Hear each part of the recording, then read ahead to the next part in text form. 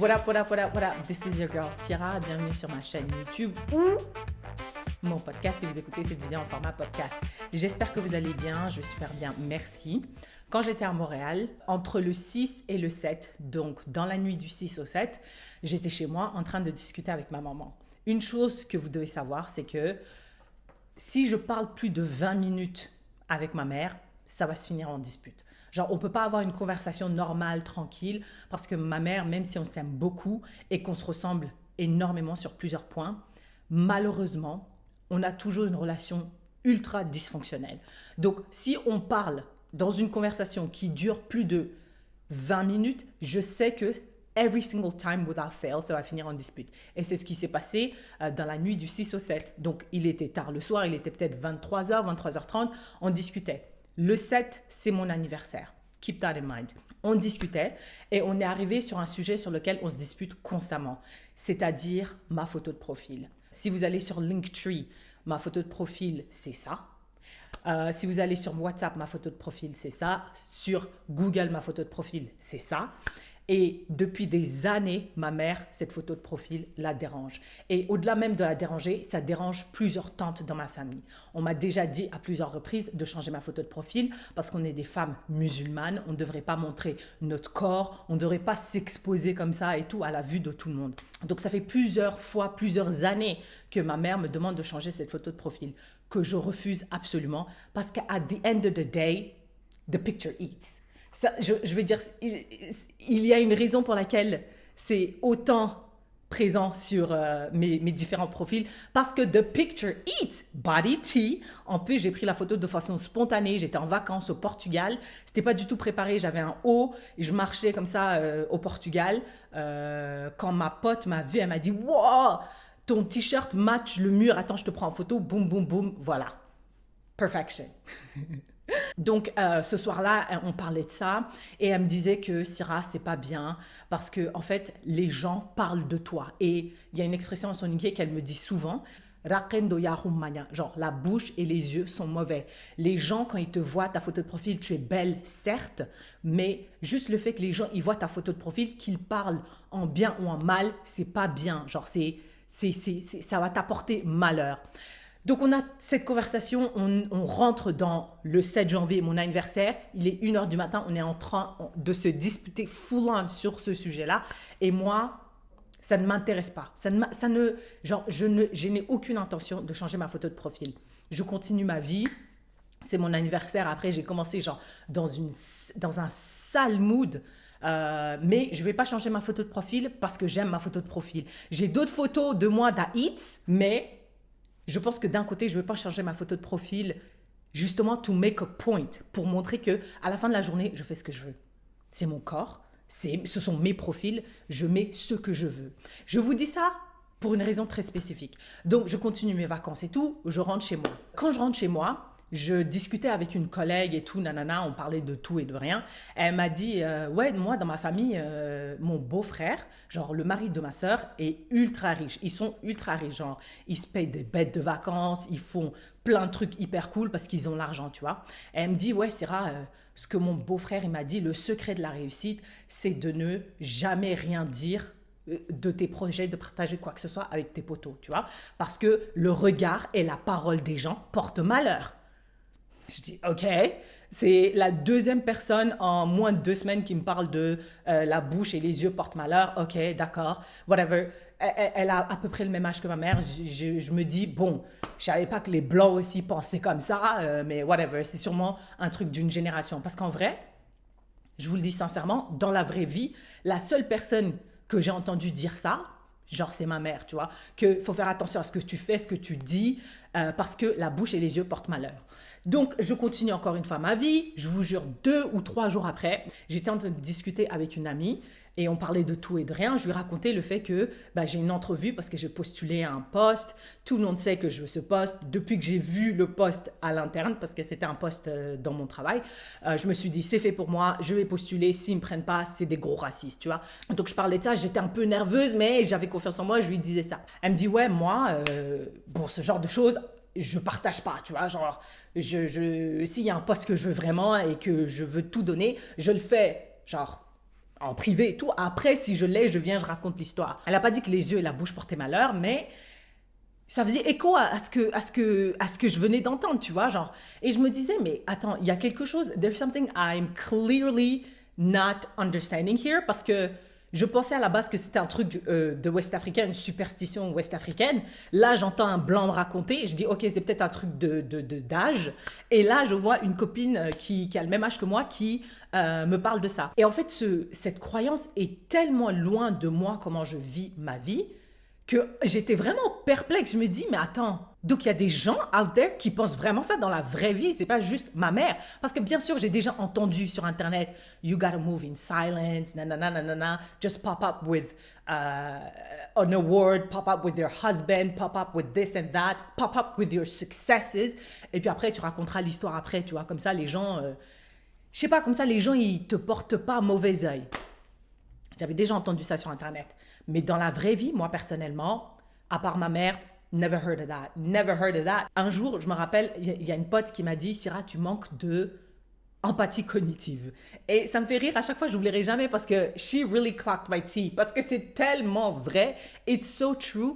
Genre, autant je peux empathir avec des sentiments très, très humains comme, je sais pas moi, la joie ou la peine, genre quand tu traverses quelque chose de vraiment très très humain, je vais vraiment, c'est pas seulement comprendre, mais je vais les sentir dans mon cœur, dans mon corps et dans mes os, tu vois. Autant la manière d'opérer, ou la manière de voir certaines choses, quand elles sont trop éloignées de moi, j'arrive pas du tout à wrap my head around it. Genre quand ma pote m'a dit ça, j'ai dit, how? Like, why? Et d'habitude, ce que je fais, c'est que je vais sur Reddit pour essayer de comprendre, tu vois. Je dis, explique-moi ça comme si j'avais 3 ans, parce que pour moi, vraiment, ça n'a pas de sens. Pour moi, ça n'a pas de logique. C'est à l'encontre de notre nature même d'être humain, de garder les choses comme ça pour soi jusqu'à ce que tu réussisses. Enfin, tu vois, la vie est faite de tellement de choses, tellement d'échecs que I don't get it. Donc, au lieu de faire ça, je me suis dit, ça serait super intéressant d'inclure mes amis, d'avoir une conversation ensemble, mais à distance. Donc, j'ai décidé d'écrire un message à tous mes amis sur WhatsApp. Je leur ai posé cette question. Est-ce que vous adhérez au principe selon lequel il faut garder ses projets, ses aspirations, ses rêves, etc., privés pour soi, ne pas le partager avec la famille et ses amis proches, et j'insiste sur amis et famille proches, c'est-à-dire ces personnes-là, c'est des personnes de confiance qui sont dans votre vie, ce sont vos amis, etc. Je ne parle pas de regular deglers, je ne parle pas de famille à qui vous parlez 1 fois ou 2 fois par an, je ne parle pas de connaissances que vous voyez juste parce que vous jouez au tennis 2 fois par semaine, non, je parle des personnes que vous considérez comme amis, meilleurs amis de votre cercle proche. Je leur ai demandé de m'envoyer une note vocale s'ils peuvent, et je leur ai demandé leur autorisation d'inclure leur note vocale dans la vidéo. Donc cette vidéo est un featuring avec mes amis. J'ai vraiment mis ma casquette de sociologue en carton et je me suis dit, I'm gonna go out there et je vais essayer de comprendre where are people coming from, parce qu'en 2026, je veux développer mon empathie cognitive, ok? Si tu as des plans, tu veux les dire à tes amis, ta famille, dis-les à tes amis, ta famille. C'est pas ça qui va faire en sorte que tu échoues, que tu réussisses. Je pense que c'est même une question d'ego, en fait. Parce que quand tu dis tes plans à quelqu'un, à un tel ou un tel, et tes plans, ils échouent, le fait d'avoir quelqu'un à qui tu as dit tes plans, te demander, et toi, tu dois leur annoncer que tu as échoué, je pense que ça fait encore plus mal. C'est pour ça qu'il y a beaucoup de gens qui disent move in silence. Move in silence, ça va pas faire en sorte que tes projets soient mieux construits, mieux établis. Et tes projets, ils seront comme ils sont censés être. Et puis voilà. La première personne que vous venez d'entendre, c'est Eric. C'est un faux nom, by the way. Tous les noms que vous allez entendre sont totalement faux et ils viennent tous de la série Harlem parce que j'aime trop Harlem. Je suis totalement d'accord avec lui. Pour moi, le concept de move in silence, je trouve elle va à l'encontre même de la nature humaine parce qu'on est des êtres sociaux, on vit en communauté. La société, notre survie dépend des autres. Notre longévité dépend littéralement de la qualité de nos relations. Donc, garder tes projets les plus intimes, tes rêves, tes aspirations pour toi constamment, pour moi, ça n'a aucun sens. It doesn't even make sense. Et moi, ce que je dis, j'aimerais clarifier mon point de vue. Je parle encore une fois de ton cercle proche. Je ne parle pas de personnes lambda. Je ne parle pas des gens sur Internet. On s'en fout des gens sur Internet. Là, on parle de ton cercle et les gens à qui tu fais le plus confiance. Dans ma tête, encore une fois, de meuf, pour l'instant, qui manque d'empathie cognitive, je me dis, si je dévoile mon projet ou, je sais pas moi, un gros rêve que j'ai à un ami et qu'il y a une énergie bizarre, ben c'est pas, that's not on me, that's on you. Ça reflète le caractère de la personne en face de moi, tu vois. Et quand j'étais deep in my personal development bag, quand j'étais vraiment à fond dans le développement personnel, ce que j'entendais toujours, c'est qu'il fallait partager justement tes rêves et tes projets. Si tu veux être le plus grand plombier de l'Amérique du Nord, genre tu dois le proclamer, tu dois l'écrire, tu dois le dire pour que les gens autour de toi, tes amis, keeps you accountable en disant genre, hey, ça fait 3 ans que tu nous répètes que tu veux être le plus grand plombier ou électricien de l'Amérique du Nord. Ça se passe comment? Est-ce que tu as, je sais pas moi, est-ce que tu as réparé des tuyaux récemment? Genre, tu vois, genre pour essayer de keep you accountable et puis après tu le mets dans l'univers, quoi. Tu vois, genre, tu le proclames et puis tu vis ta vie comme si t'étais that guy, le plus gros, grand plombier d'Amérique du Nord, tu vois. Tony Robbins, ce qu'il m'a dit, c'est live your dreams out loud. Bah, pour moi, je parle de mes projets, moi j'ai pas de problème, parce que vu qu'on est quand même proche, vous êtes proche de moi j'ai pas de problème avec. Si vous me jugez, je le prends pas comme une critique, je le prends alors comme des conseils un peu, tu vois. Si je veux vraiment le faire, je vais le faire si c'est ça que je sens qui est mieux pour moi. La raison pour laquelle j'ai vraiment du mal à croire que la bouche et les yeux portent malheur, c'est parce que c'est genre, sinon Elon Musk et Jeff Bezos, ils auraient tout perdu. Parce que the way je les regarde, the way I talk about them, je suis leur number one haters. Je déteste les milliardaires. Je les déteste. Donc si c'était le cas, il y a plein de gens sur la planète qui détestent les milliardaires, qui détestent Jeff Bezos. Moi, je boycotte. Ça fait 1 an et demi que je boycotte Amazon actively. Dès que j'entends le mot Amazon, je sors de la pièce. Like, that's how much I hate Jeff Bezos, tu vois. Nothing happened. Des milliers et des millions de personnes qui parlent mal de toi. Nothing has happened. If something is for you, you will have it. Personnellement, that's what I believe. Peu importe si tu dis au monde entier ou si tu dis à ta petite sœur à 2h du matin dans une chambre fermée à clé que tu veux être le plus grand plombier du monde, si tu es destiné à être le plus grand plombier du monde, you will be le plus grand plombier du monde. Moi, je pense que ce qui est fait pour toi est fait pour toi. Si tu pries, parce que je crois en Dieu, et que tu crois en ton projet et que Dieu veut que ça se passe bien, ben, tu vas réussir. Il n'y a pas de raison que, peu importe si quelqu'un a des mauvaises intentions envers toi. En fait, les amis qui sont proches de moi sont définitivement des personnes qui veulent du bien pour moi, en fait, qui, je pense, a des mauvaises intentions envers moi. Si c'est le cas, ben, je ne serai pas amie proche avec la personne, tout simplement. Moi, ce que je retiens de mes amis qui sont du coup contre le fait de partager ses projets avec ses proches, c'est 2 choses. C'est que c'est une question de superstition et c'est la peur de l'échec. Personnellement, je n'y croyais pas jusqu'à je devais aller au Japon et j'en ai parlé à tout le monde. Et je me suis déchiré le tendon d'Achille. Puis la Covid est arrivée, donc depuis ce moment, je ne parle pas beaucoup. En plus, c'est pas tout le monde qui est heureux pour toi. Moi, personnellement, je pense que c'est mieux de garder son projet pour soi-même jusqu'à ce que tu sois quand même très, très avancé dans le projet ou attendre que le projet commence, que tu vois vraiment comme une sorte de réalisation. Pas forcément parce que à cause des mauvais œils ou autre chose, mais imagine tu commences un projet et tu échoues dans le projet et il y a des yeux sur toi, il y a des attentes et il y en a qui ont parlé. Ça fait quand même bizarre parce qu'après tu dis oh ça n'a plus fonctionné, oh ça n'a plus fonctionné. Les gens vont essayer de te dire oh c'est correct et tout, mais après tu es quand même découragé en fait, je pense. Alors pour moi, il est vraiment important de garder ses objectifs, projets de vie et aspirations pour soi jusqu'à ce que ça se réalise. Parce que de nos jours, il y a beaucoup de monde qui essaye plein de choses mais qui ne réussissent pas. Et des fois, ça porte malheur.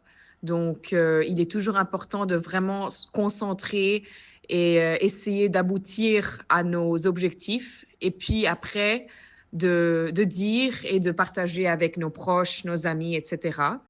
Pour être franc, je pense que si c'est quelque chose un objectif à court terme, quelque chose que tu essaies de réaliser, je pense. En parler avec ses amis, c'est pas que c'est mauvais, mais je dirais, fais d'abord en sorte que toi-même tu saches où tu veux aller, ce que tu dois faire pour y arriver. Même si je comprends que c'est terrifiant d'échouer en public et d'échouer devant les personnes qui te sont le plus chères, that has never... Genre, j'ai vraiment du mal à comprendre cet argument-là pour arrêter de partager les choses. Granted, les personnalités sont différentes. Peut-être que c'est plus facile de garder les choses pour soi, pour certaines personnes que d'autres.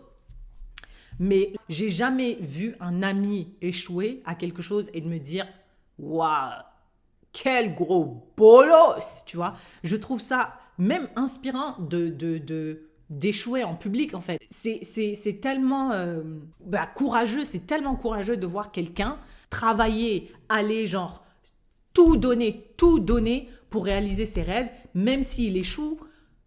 Genre, c'est beau à voir. Pour moi, personnellement. Écoute, moi, je suis toujours à l'actif. Je suis toujours actif avec un projet sur le côté que je travaille. Donc, c'est sûr qu'avec le temps, tu sais, je vais moins pousser mes projets en mode ah, voici ce que je viens de faire ou d'ouvrir.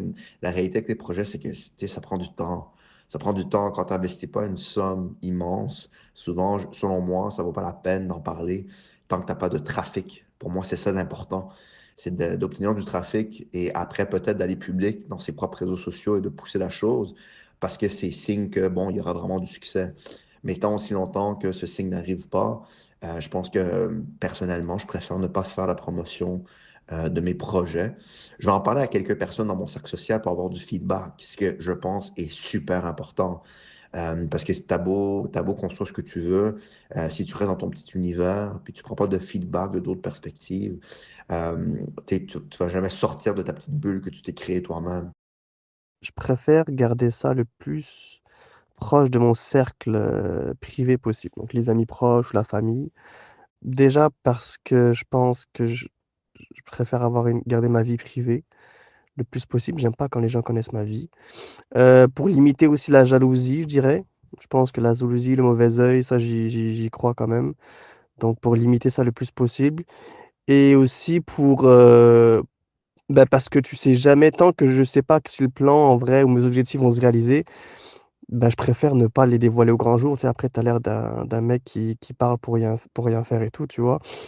Donc c'est un peu cette combinaison d'éléments, mais je vais quand même ne pas tout garder pour moi parce que je trouve qu'en faisant ça, tu te prives vraiment de conseils, d'expériences, des gens qui sont proches de toi qui pourraient t'aider, tu vois, sans que tu le saches.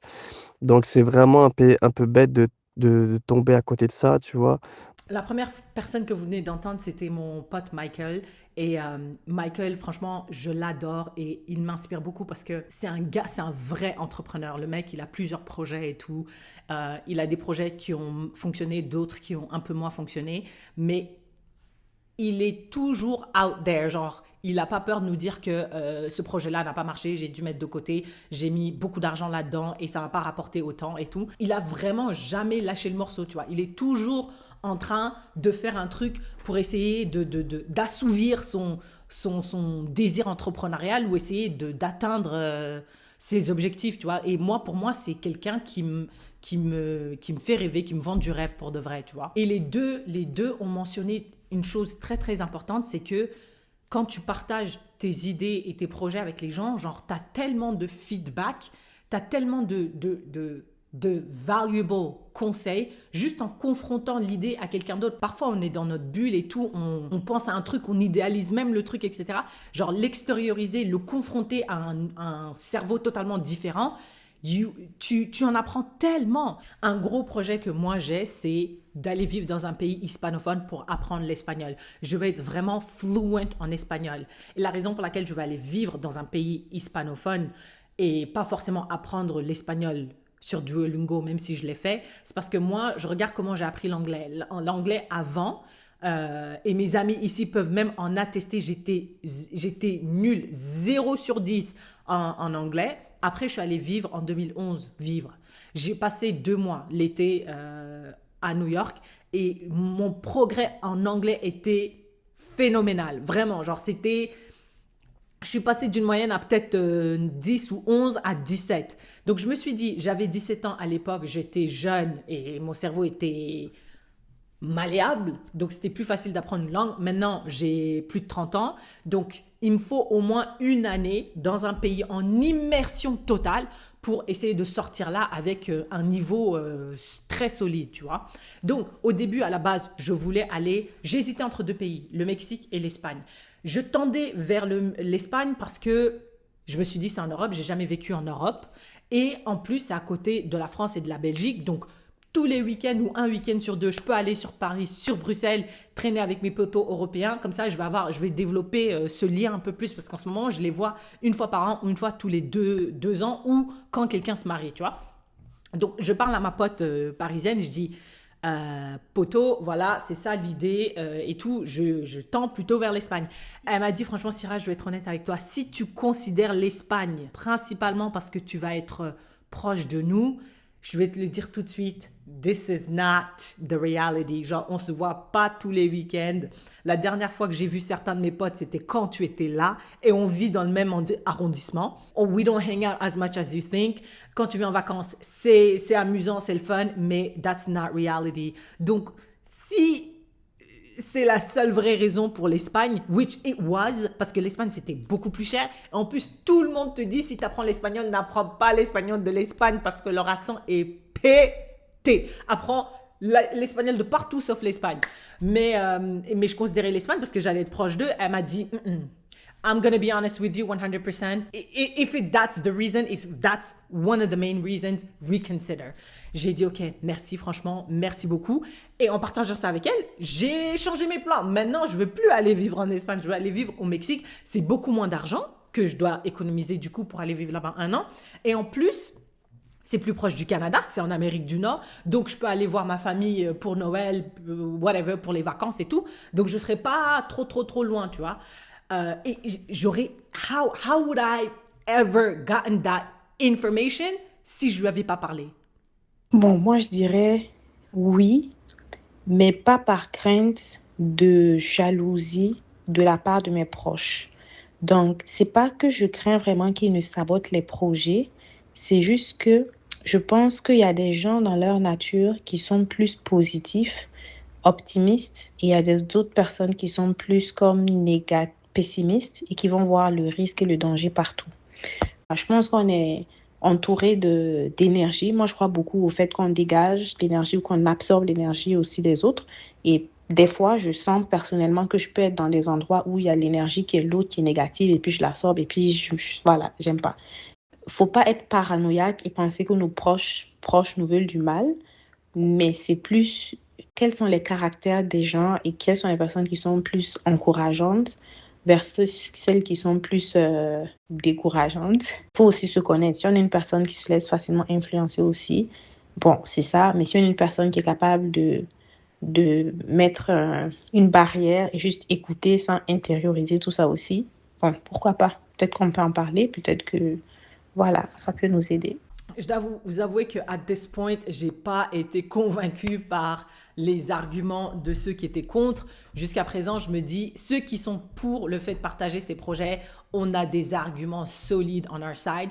Jusqu'à ce que j'écoute Isabella, je trouve qu'elle a apporté une nuance que moi, genre, je n'avais pas forcément saisie. C'est que je venais toujours d'un point de vue I'm secure, je partage mon projet, at the end of the day, tu peux me donner du feedback, mais ça va rien changer au fait que j'ai envie de faire ça, tu vois. Alors que parfois, c'est même pas une question, c'est même pas toi le problème, c'est les personnes en face de toi, même si tu les aimes et que tu les apprécies, il y a certaines personnes qui sont tellement low vibrational.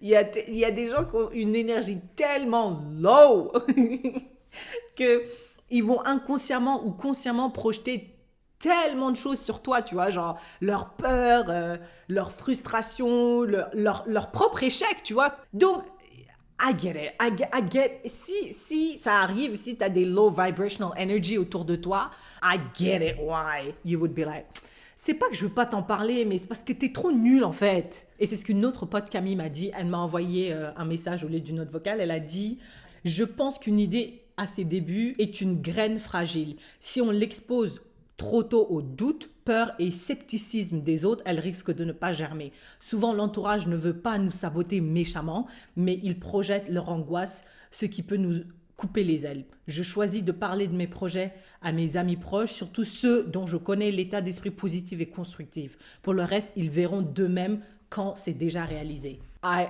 get that. Like, I receive that. That is a valid argument. Je comprends. Pour moi, jusqu'à présent, this is the only valid argument to me. C'est pour ça que aussi Isabella, elle a dit, il faut que tu saches qui tu es, tu vois. Genre, moi, il y a certaines facettes de ma vie où je sais que je suis ultra influençable. Quand il s'agit de regarder des films ou des séries, si je vois un commentaire négatif sur un film, un commentaire négatif sur une série, je me dis, je veux juste la crème de la crème when it comes to series parce que je vais investir 3 semaines dedans, tu vois. Donc, je sais que je suis hyper influençable. Si toi, tu as une idée et que si tu sens de low vibrational energy, les doutes, les peurs des gens, tu sens que ça va, comme elle l'a dit, j'allais dire son vrai nom. Comme elle l'a dit Camille, ça va te couper les ailes. Donc, c'est mieux de savoir qui tu es, de te connaître aussi et de dire, you know what, je vais pas partager, mais pas parce que I'm not open, mais c'est parce que en face de moi, I won't get the energy that I need. Je pense que d'un côté, ça peut être très positif de partager ses projets à ses proches, surtout si ce sont des personnes qui sont bienveillantes, parce que ça peut permettre d'avancer, surtout quand ce sont des projets qui sont difficiles. Ça permet de se sentir encouragé, soutenu, ça peut donner de l'énergie. Mais en même temps, je pense que l'ambition n'est pas toujours bien perçue, même par des proches. Je dirais que dans notre culture, en tout cas en Europe, cette ambition peut parfois mettre mal à l'aise. Et donc, quand tu parles de tes projets ambitieux, ça peut créer de la gêne ou pousser à s'auto-censurer, à minimiser ce qu'on veut vraiment faire. Moi, ça m'est déjà arrivé, même à des personnes à qui je suis relativement proche. J'étais gênée de dire, de partager mes projets parce que je les jugeais trop gros ou trop ambitieux.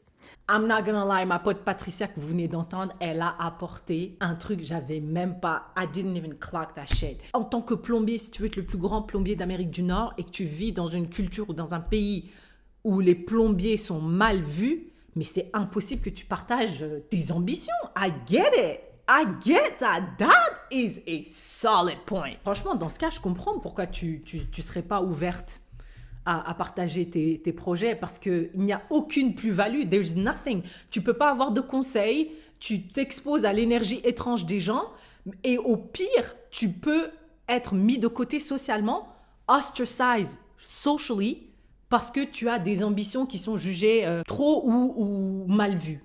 Tu vois? Donc, I 100% get that. Écoutez, à la fin de mon étude sociologique, je suis arrivée à la conclusion que, comme dans toute discussion, ça dépend.